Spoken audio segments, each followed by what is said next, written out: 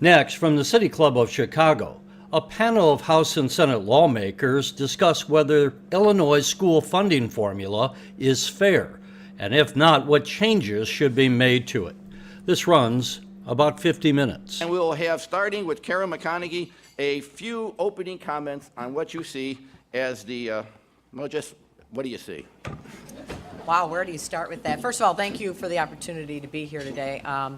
It's obvious by the attendance that this is a really important issue. It certainly is to all of us. Education funding to us is the most important challenge and the most important responsibility that we have. And it's an honor to sit with three other people who I hold in high regard, and each and every one of them is concerned and losing as much sleep at night over this issue as I am. In particular, Senator Manar and I, we came in together as two former county board chairs. We've been working on this issue for 3 years now, haven't we? And I think what's interesting to note is that none of us disagree on the importance of making some changes to a funding formula that is unfair. We may have different ideas about how to get there. Some things we agree on, some things that we disagree on, but ultimately I think that there is a reason to be hopeful for the future because we see the need and we see the pathway. When you talk about what's unfair, it depends on perspective, but I think that the complexity of our current formula talks about lots of unfairness. It is unfair that, I guess if you want to call it that, CPS has a provision that allows them much greater flexibility on third-party contracting and management rights that no other school district has in the state. At the same time, CPS pays for its pension when no other school district in the state pays for its pension. So you have, right there, you have two different problems. How we fund education is terribly out of balance. When you look at a community, a district like mine, most of my communities, the property taxpayers are paying on average 90% of the total cost of educating our kids, which means we get less than, in many cases, less than 10% of funds from the state of Illinois. Downstate, where Senator Manar comes from, there's a lower tax base and a demand for more resources. One of the things that frustrates taxpayers in my district, which is part of what makes this so challenging, is when you pay a high amount of property tax in the suburbs, as I do, and you look at the city of Chicago, and I hope that I don't get thrown out of the room for saying this, but a world-class economy, a community where only about 42% of the cost of public education is coming from the property tax base. That is problematic when trying to resolve this problem, because I got to go back and be able to explain to my constituency why proportionately we pay more to educate our kids. Has nothing to do with how much money is needed. I think we all understand that long term is going to require additional money. We all understand that we've got to put more money into it, and we have to ensure that every single child in this state gets not just an adequate education, but a high quality education. And that includes the kids in CPS, that includes the kids in the suburbs, and it includes all the kids in downstate Illinois who will be the first ones to see their schools close if we don't get to a budget deal this week. So I'm optimistic that we're going to put our differences aside and get that resolved this week. Round of applause. Very good. I'd like to hear now from one of my favorite state senators, Andy Manar. Thank you. Thank you. Hope I don't disappoint.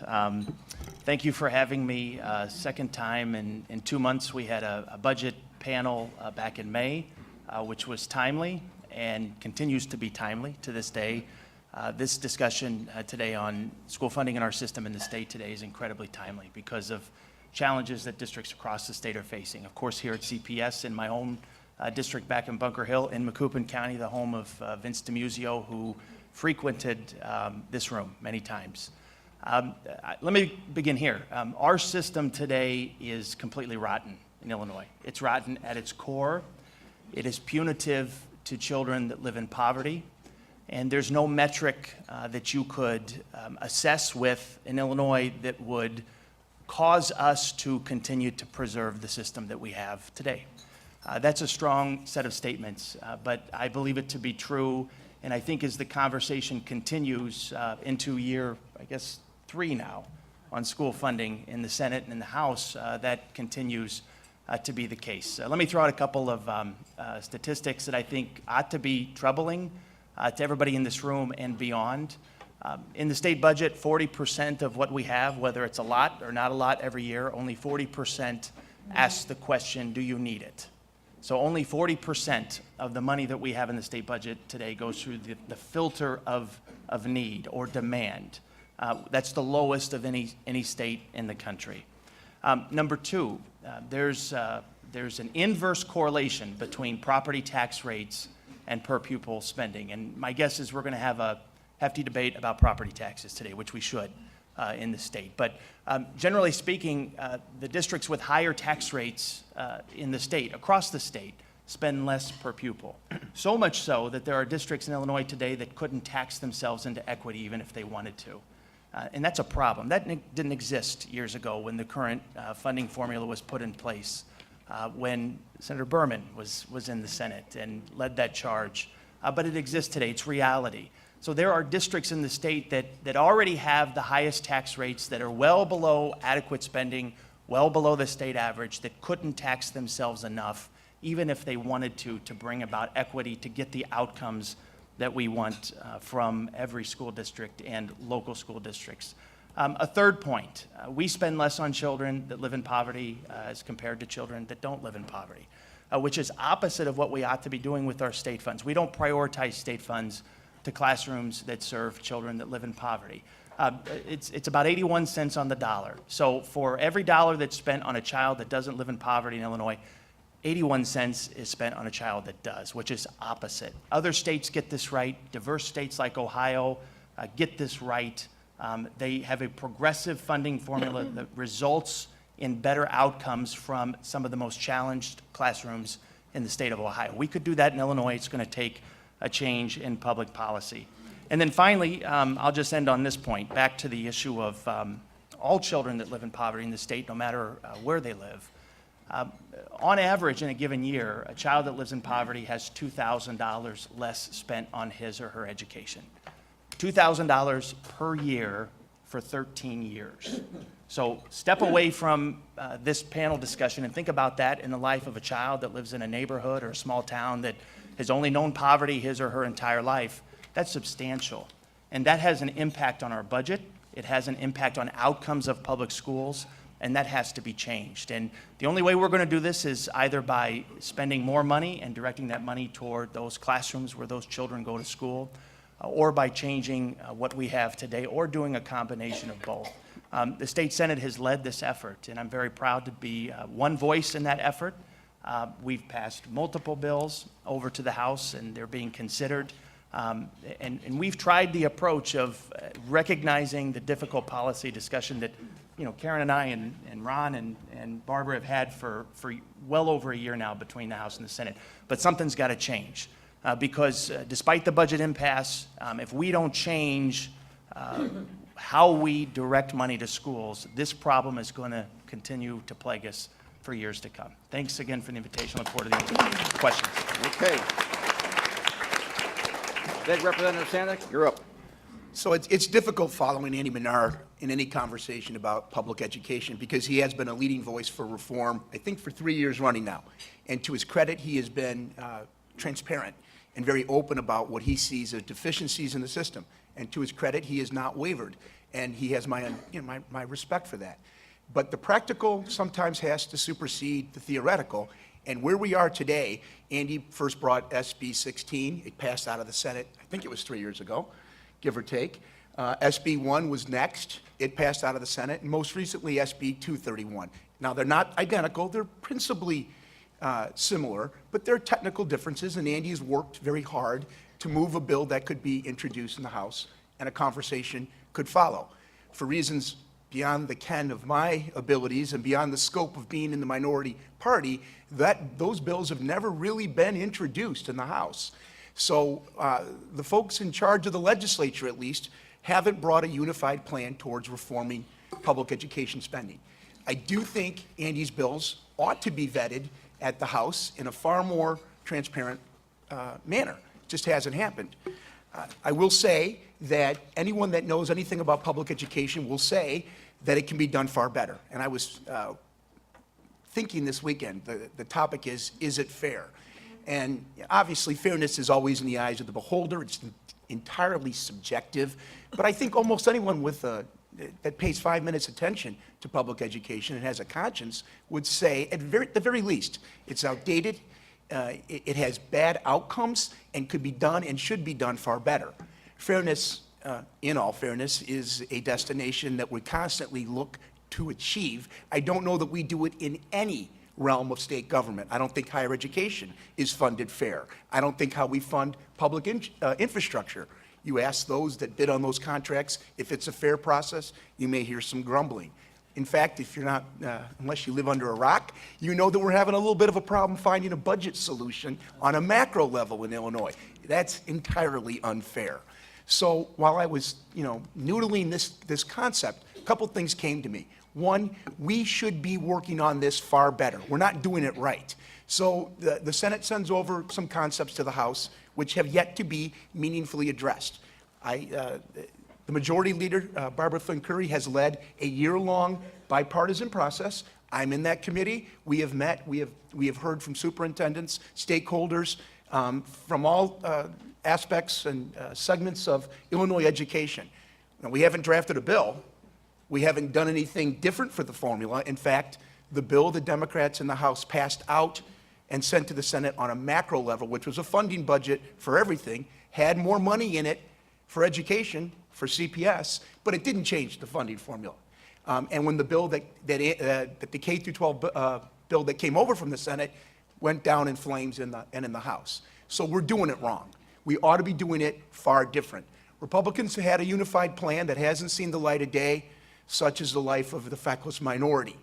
But we ought to be doing it differently. We ought to be working in bipartisan groups. We could start with Andy's bill or any other bill.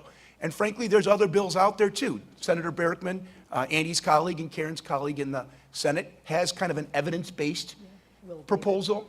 Will Davis in the House has an evidence-based model.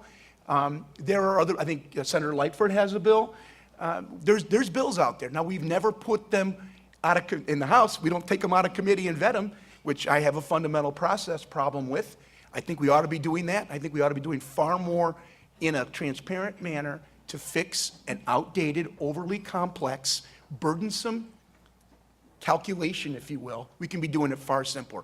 And I'll say one more thing before we pass it along. Karen and Andy made reference to it. I'm a suburban legislator. You want to get people all ginned up, come to the western suburbs and talk about property taxes, because they're outrageous. They are absolutely outrageous.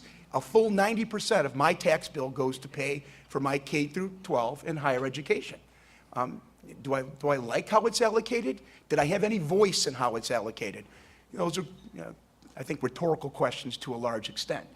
But you want to gin up a voter, tell him or her that they have to pay more in taxes, which has been essentially what the funding discussion has boiled down to for many suburban voters.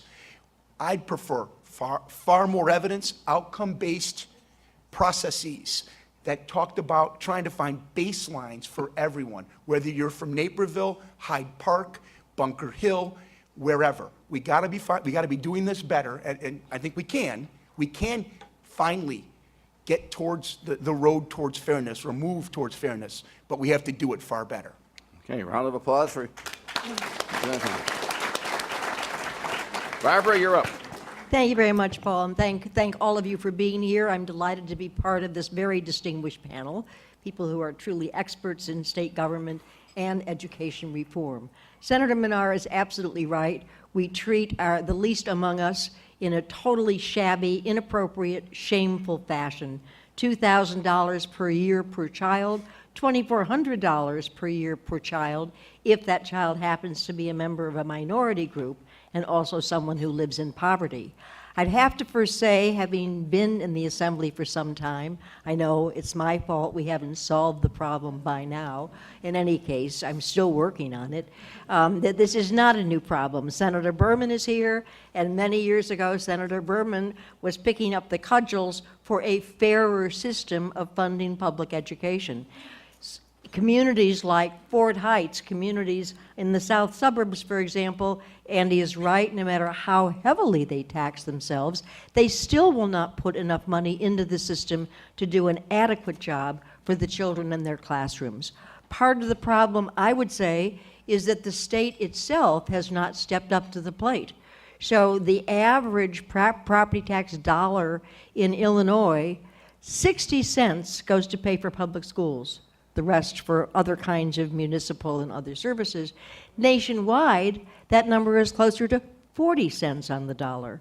So when you complain, Ron, that your property taxes are too high, it's partly because state government has failed to step up to the plate. Now, I have great admiration for Senator Manar, who did yeoman's work over these last several years trying to put together a program that was adequate to the task of promoting equity and also responded to the problems that developed along the way. When you go from a theoretical formula, all of a sudden someone says, oh, wait a minute, you forgot about this issue or that. So he did the fine-tuning that was necessary. But the difficulty that I would say we confront is, as someone who's led the task force that Ron mentioned over the last 2 years, there's not a single person that's come before our task force who has not agreed that school funding in Illinois is inequitable. But what people are also concerned about is the level of adequacy. So let me give you an example. A superintendent from a relatively well-off community in DuPage County. Over time, it turns out that his school district now, about 30%, about a third of the students are low income, and many of them are English language learners. Under the proposals that Senator Manar has pressed appropriately, he would lose $5 million. Well, his view is that he doesn't have the resources if he wants to do what those low-income kids need in his area. He doesn't have the resources to fill the gap. So I would say that one of the things we really ought to be doing, and one of the things Senator Berman worked on in 1995 when former Governor Jim Edgar was in charge, was a program that would actually raise some additional resources so that we could do a better job overall. At the same time, we are looking specifically at the major issue of inequity in today's funding system. So we are working on that in my task force.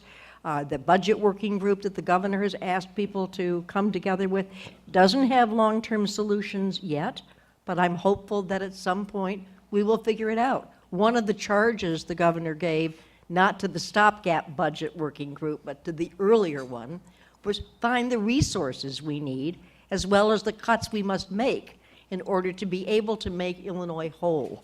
Well, that's an effort that we're still engaged in, and it would, I would say, behoove us to continue that progress, make sure that we make progress, and come back to the governor, the leaders, and our colleagues in the House and Senate and say, here, finally, we can get a job done. Thank you.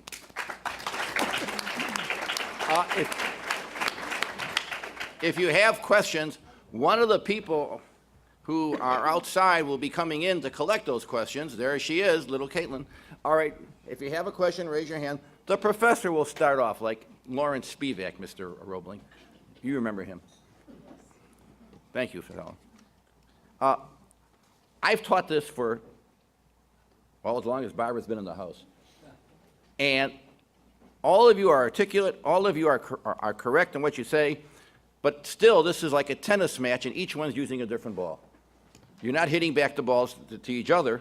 Moreover, the property tax issue is a big issue. I was a former suburbanite office holder. One thing property taxpayers do have, it's tax deductible. And they take it off the top of their income tax. And it goes for their own schools. So, 4 words. Paula Wolf's not here, right? Good. I basically limit any discussion of any of this to 4 words. Who pays, who gets? Who pays? You all say someone, you need more money. Who's going to pay? Who's going to get? That's the issue. All of your articulate discussion is right on target, but the key issue is who pays? If you need more money, if it's an equitable funding, fine. Where's the money going to come from? Who's going to pay? Are suburban property tax owners going to pay more state income tax for that, so that those dollars go to the state and they don't go to their district? Tough sell. Or in Chicago, where you're paying your own pension costs, everybody, and you're also paying for everybody else's, what about them? Who's going to pay? Where is the money going to come from? And last but not least, because I am the king of cheap shots, I know one place you're not going to go. That's, of course, to the Friends of the Park. So if had to do it. Okay, anyone wants to jump in? Who pays, who gets? How are you going to get more revenue, and where's it going to come from? Don't all jump at once. Well, as I said, as a member of the governor's long-term working group, we have been looking at questions about revenue, how we could get more, and how we could solve some of the problems that we are facing, not just problems in education. You know, there was a report from United Way that said that there are 1 million people out there in need of social services who aren't getting any because the state can't do a stable long-term budget. 45% of the state social service agencies are laying people off.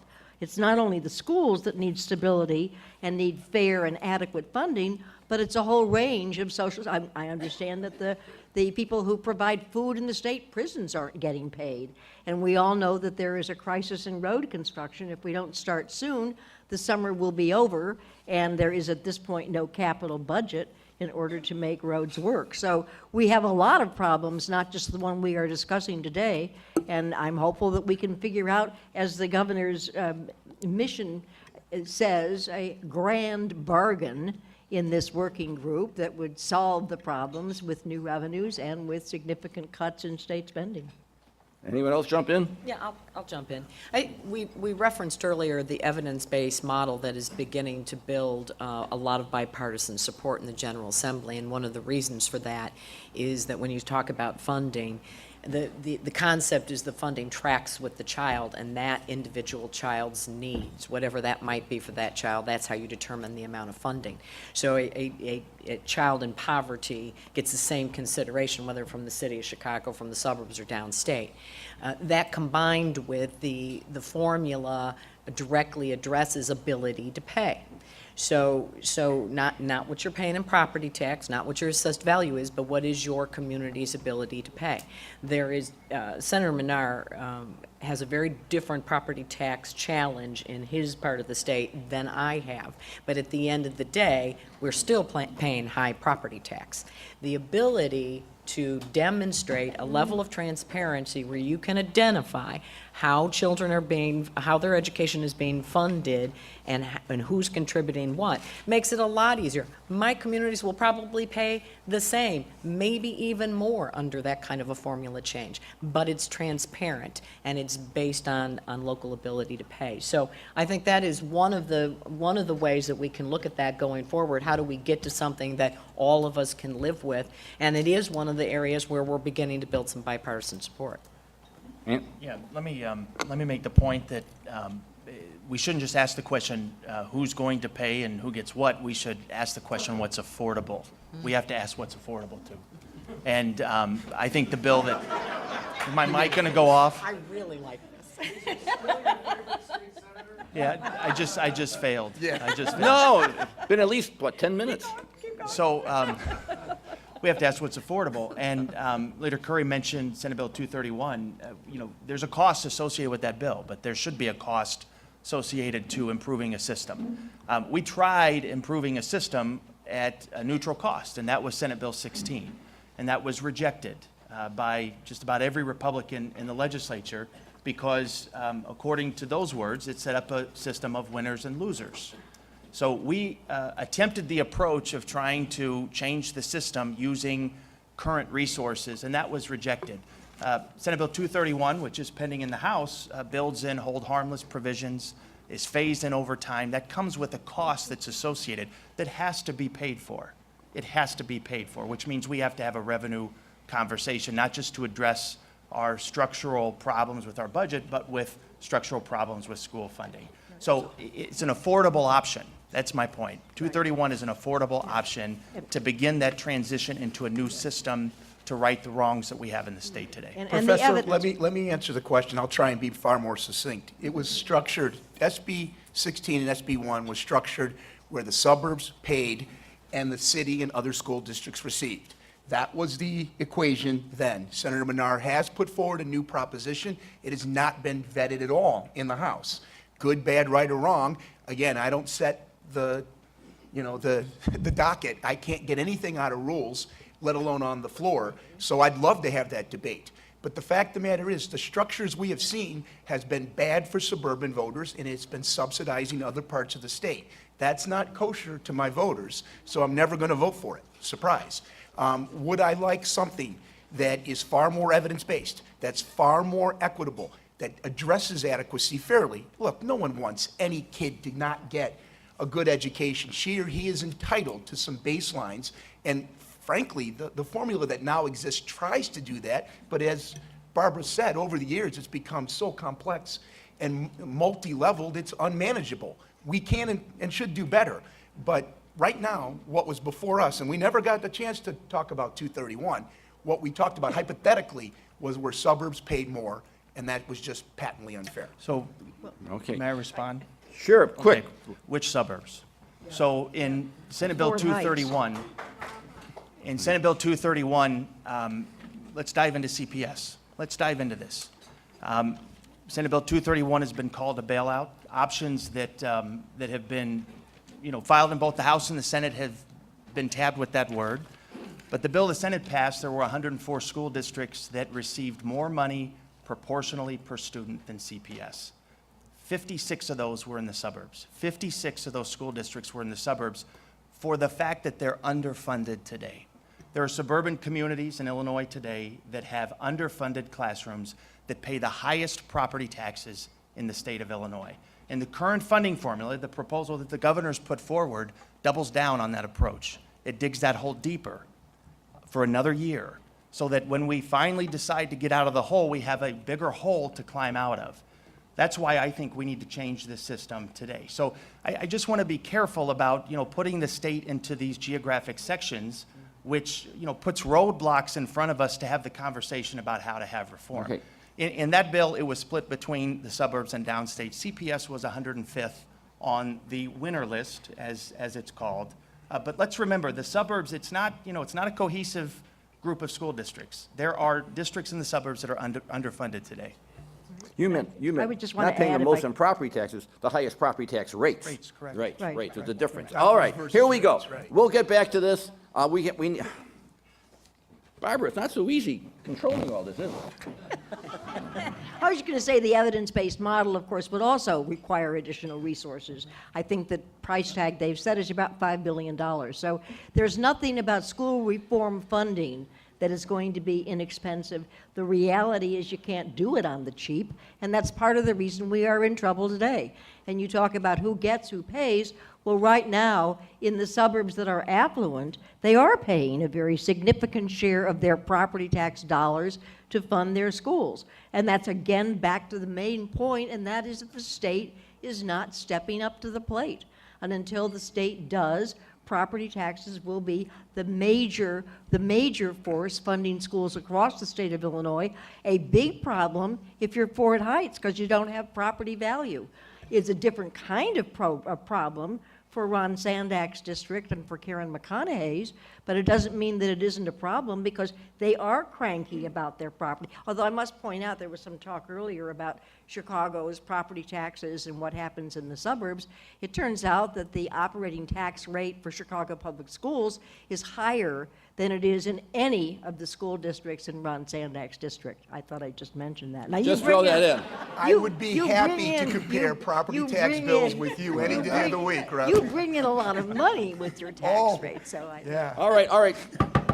We got a lot of questions, and I was showing uncharacteristic restraint for not responding to all that because I am the moderator, and let's get going. State Controller Leslie Munger, you sent me an essay. I will try and read it. Today, the cost of pension contributions is nearly 25% of our state's budget. Next year, it will be higher. We spend $8 billion. Is that billion? We should be spending about $2 billion. How about working aggressively on constitutional pension reform to bring those costs down so we can direct some of that savings to education rather than limited to the state dollars of suburban districts who already pay the highest property taxes in the country. Sounds like she's running for office, doesn't it? All right. Well said. Well said. Who wants to comment on that? Here. She's right. All in. Yeah, we're It's for been a it. problem since I've been in the General Assembly. She's right. We spend way too much on pensions, and it's draining resources in such a way as we short infrastructure, we short higher ed, we short K through 12 funding. We short because we pay so much in pensions. But it's difficult to find a way out that is constitutionally legitimate. And in fact, the legislature sponsored bills 2 years ago that said we're going to restructure pensions for those currently retired or members of the workforce, and the court said, you can't. They said, no, you may not. And they didn't provide us a roadmap that said if you did A, B, or C, that would be okay. They basically said, for current and retired state employees, we're shutting the door. Now, starting in 2011, new hires have come under a very different kind of pension system, and that's totally legitimate. So we're trying to work through, are there options, for example, offering to current state employees a different kind of program? Would enough of them accept it? Would it save enough money? Would even that meet constitutional scrutiny under the terms that the Illinois Supreme Court has set? But we're all not only aware of it, but we're all working hard on it because, yeah, you can't fund all those social services, education funding reform if you are spending all of your money on pensions. Okay. No. Eileen Makovich, where are you? Raise your hand. There. Well, Eileen, you'll be moving on up. What about private corporations and foundations supporting schools in their district? Miss Albertine? No, you're not. Go ahead. Anyone. Private foundations and corporations basically funding schools. Well, I wouldn't say funding schools, but I do think that the corporate community does a lot to step up to the plate and help us out. There, in my neighborhood, there were people from, I think it was AT&T, who were painting school rooms, hallways, what have you. That's a wonderful kind of thing, and some of them do help promote and train people who might decide they want to become teachers. I don't think we can turn the basic funding proposition over to the private sector, but I am grateful for all the help we can get. Anybody else want to jump in? Okay, Wendy Catton, where are you, Wendy? What specific revenue proposals do you support to fund public schools adequately? Hearing lots of analysis and not many solutions. And we have that. And do you support pension parity? Kind of a mild question coming from Wendy, to be honest with you. Well, I certainly support pension parity. In fact, if we had pension parity, if Chicago were responsible for everybody's pension, but not only responsible for its own, we would be spending, since Chicago are 20% of the students, and we're spending about $4 billion on downstate teacher pensions in the coming fiscal year. That means we'd be giving $800 million new dollars to Chicago. I could be for that. Of course she could. She could also be, and I could be for that too, if we had Chicago grant block parity, if we had I'll third-party contracting parity, We'll if we had trade. PE parity, We'll if we had trade. driver's ed parity. We'll trade. Everything we do in Springfield, by and large, I've learned this was the neophyte, again, suburban Republican, when you see a bill that has certain proximity and or population parameters around it, it tends to be a for Chicago Or piece of against. legislation or against Chicago piece of legislation. We, for decades, separated the state geographically. To Andy's point, I think he's right. We shouldn't be doing this on education. We largely shouldn't be doing it at all. Certainly, there are aspects of our state that are unique and diverse and should be, identified sometimes, but never isolated. So I'm for pension parity so long as we have education parity and we have funding parity and we have parity as a whole.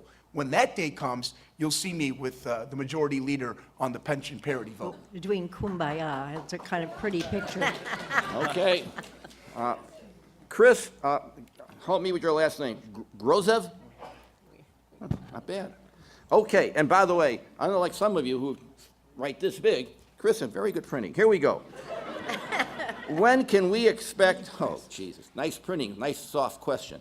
When can we expect Chicago public school teachers to pay the 9.4% into their retirement portfolios that they haven't paid in years, or at least to contribute more than they are now? Wouldn't this help the funding formula? I'll Barbara, you wanna answer it, take yes. Well, first of all, there are many school districts that have contracts with their teachers that say that the district will pick up the pension cost. And let me tell you that in fact, often it's a really good deal for the district. Because if you just put that money in salary, no, that really is true. So if you put the money in salary, you raise the base. So next year, if you're talking about salary negotiations, you're starting from a higher base. If instead you're picking up some portion of the pension payment, then the school district doesn't have to start from a higher base when contract negotiations happen next. This is not just a Chicago issue. I'm prepared to let the people in Chicago negotiate their contract and make a decision about what they do with the pension payment. Go ahead. Yeah, I would echo Thanks, Karen. the leader's remarks. And we don't tell the Decatur School District how to negotiate a contract when it comes to their teachers. We don't tell Harrisburg how to negotiate their contract. We leave it up to the locally elected school board and their administration and those that have a say-so in these decisions. You know, back up to the cost of pensions in the budget for a moment.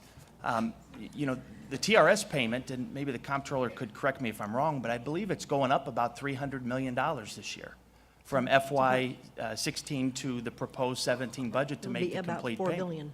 So there's no debate about paying that. You know, there's no debate in Springfield about do we or do we not pay the increased cost of pensions for TRS. It's being paid. There isn't a word of debate about that. So when it comes to the Chicago Teacher Pension Fund, you know, there's a flurry of debate. And the question is, how are we or are we going to pay for it? And so this idea that we can reform schools without addressing the Chicago Teacher Pension Fund, to me, is complete nonsense. We have to do it. And believe me, it doesn't get me any votes in my district by saying this, but it has to be done one way or the other. We have to take steps toward that parity. It's not going to happen overnight, but it can happen and it has to be done. And efforts in the House and the Senate this spring were really geared in that direction. So one of the bills that passed the House that provided an equity grant that was much more beneficial to school districts that were in economic need outside the city of Chicago than to Chicago itself. Same thing was true of the bill that passed the Senate.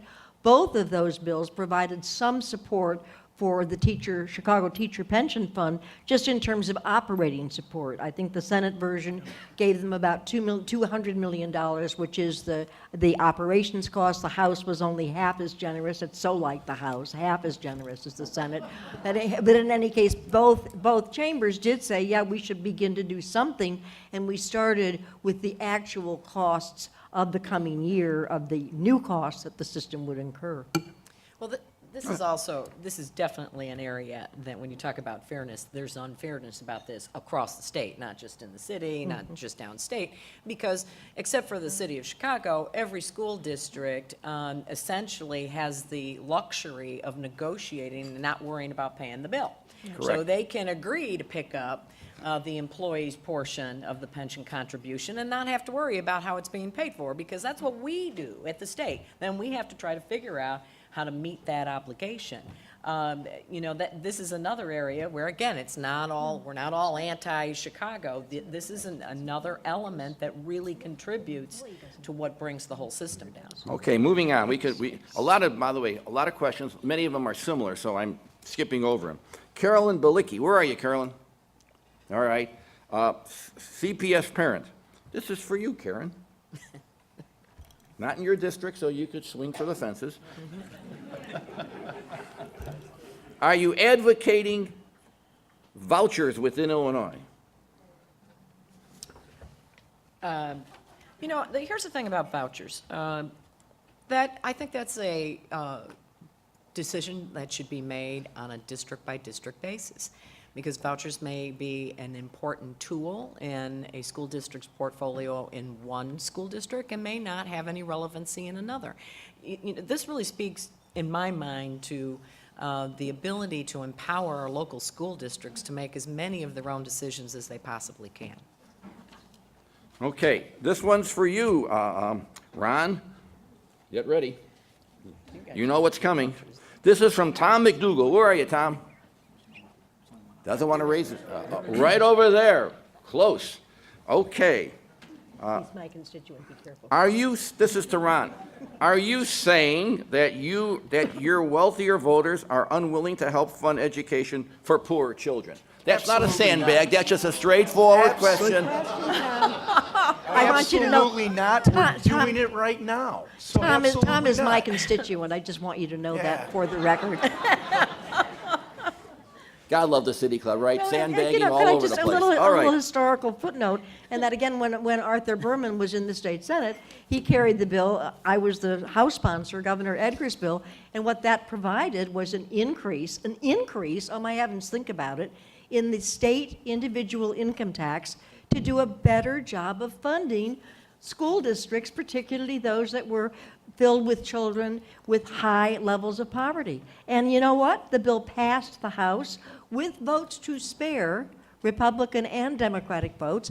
It got stuck in the Senate because one of my favorite Chicago haters, Philip, was then the guy in charge of what got heard in the Senate. But it is not unprecedented to say that people who represent people with more wealth would be willing to step up to the plate, and that was an example.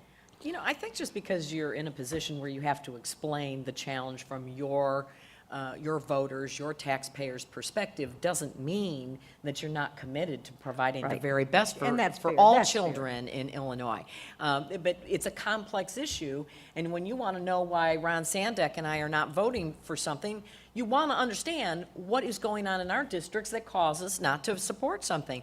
That's part of what our challenge here is to get to some place where we can afford to do something for all kids. I mean, that's what we're going to be dealing with this coming Wednesday. We've got competing competing proposals.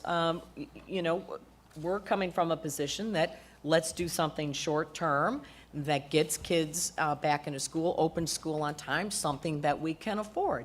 There's a counter proposal that says we got to throw another $700 million at it.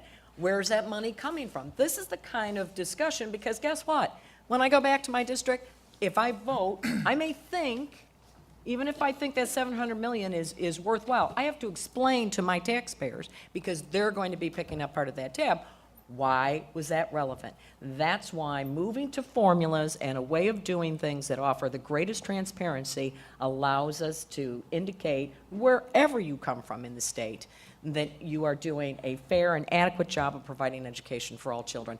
I care about the kids in Andy's district where they have classrooms where they have one computer for an entire classroom. Sometimes they don't even have that. Is that morally, we have an obligation to make sure that those kids have the same quality education that the kids in my district have.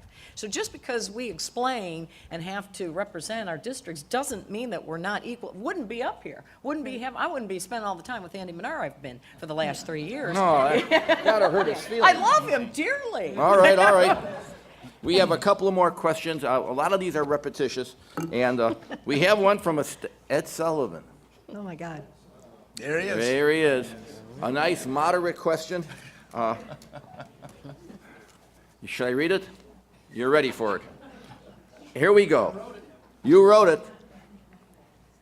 A measure of taxpayer fairness is the percent of value of a house paid in property taxes.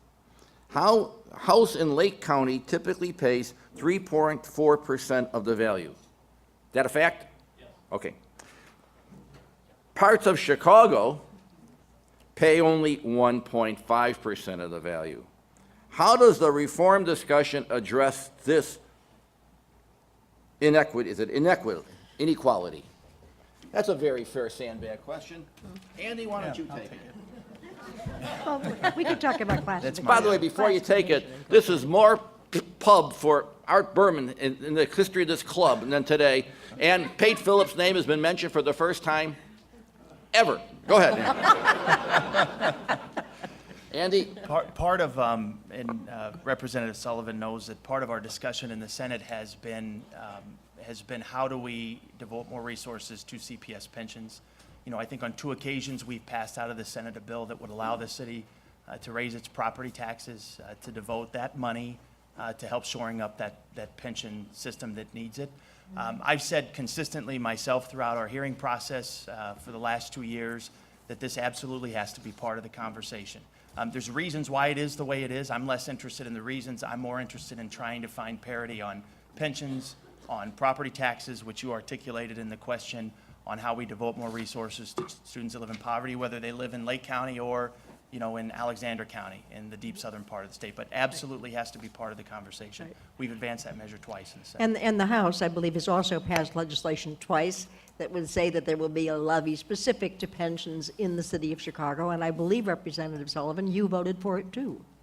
So thanks for your vote. Well, he's going to always vote for something where Chicagoans pay for Chicago, Yeah. benefits. Yeah. But Ed's point is, you heard the concept of pension parity. That's a fair point. Property tax parity is not something that I've heard a heck of a lot of from proponents of either school funding or any other aspect of some things that, that happen in Springfield. So I was pleased to Yeah. hear Andy talk about that. That needs to be part and parcel of the process. So if we're going to have pension parity, property tax parity, frankly, governance parity with respect to some of the things that CPS can do that other schools cannot do, I think we now have a framework where we can start moving ahead. But those things have been disparate and not, at least in the bill that I've seen, that I've been able to vote on, those have not been something introduced on the floor just yet. Well, except also it's worth pointing out that the Chicago operating tax rate for public schools is pretty high compared, as I said, for example, to the schools in Representative Sandak's district. The difference is that in Cook County, there's classification of real property. So you may bring in the same total amount, but the mix of payers is somewhat different. And that's a whole separate discussion. And I would just I'm like... fine for assessment parity too, if you want to add that one to the gig. No, it's not assessment, because it's classification. So, Yeah, So- because I think you have one assessor for a county that certainly Township. classifies properties in a very unique way. So I'm all for assessor parity too, Anyway, Representative. I think and that's cool. I just want to pick up on what Senator McConaughey said. I think no one suggests for a minute that people like Ron and Karen are not concerned about taking care of the least among us, the children who come from the poorest of backgrounds. Of course they want to do. But maybe it would help the discussion if we were able to fix this problem that so much of our schools funding relies upon property taxes. Your property taxpayers are legitimately cranky because they are paying a very significant sum for schools. If they were living in Ohio, if they were living in California, if they were living in New Jersey, they would not be spending that large a portion of their property tax dollar to fund public education. So if we can find a way out of that morass, it would help not only with the overall funding problem, but it might help you explain to your taxpayers why some different kind of funding for public education is actually an advantage to them. Good answer. By the way, I hope you caught how some people are voting. She threw that off the top of her head. You can see why you're batting number 2, Ms. Curry. That's a very impressive display there for all you fans of the legislature. Now we have one question from Lisa Kulsik discussing the issue of race, and I don't think we need to get onto that because we're talking about, I don't think anyone's going to say this is all racism, so we'll just skip that one.